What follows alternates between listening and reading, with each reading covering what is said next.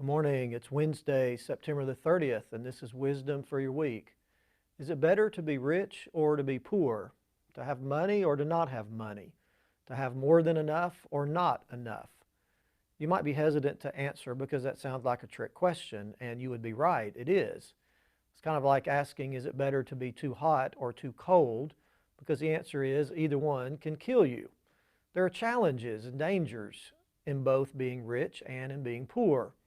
So Solomon offers a third option that is wise and the correct answer. He says it's better to be neither rich nor poor. You might be skeptical about that, but Solomon makes a good case in the verses for today.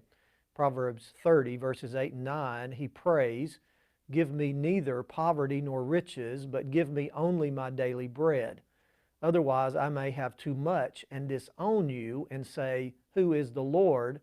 Or I may become poor and steal and so dishonor the name of my God." In his great wisdom, Solomon recognizes the dual dilemma of wealth and poverty. He is saying that either one can be harmful, that there are dangers that come from both being rich and being poor. And so he advocates for neither. In fact, he prays and asks God to spare him from both being rich and being poor. What is the great danger of wealth, of having more than enough? It is that we would become self-sufficient and proud and less dependent on God, and that's obviously a bad thing.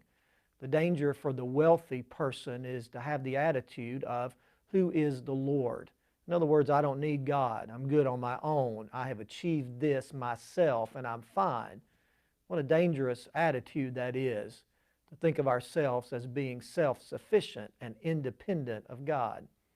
The danger for the poor person is that we do something to embarrass or dishonor God and His name and His cause.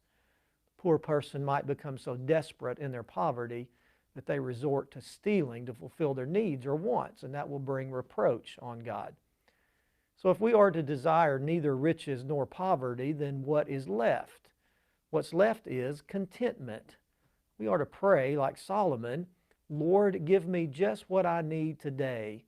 Meet my needs for today, and that way I don't become too self-sufficient, and I will always look to your hand for what I need."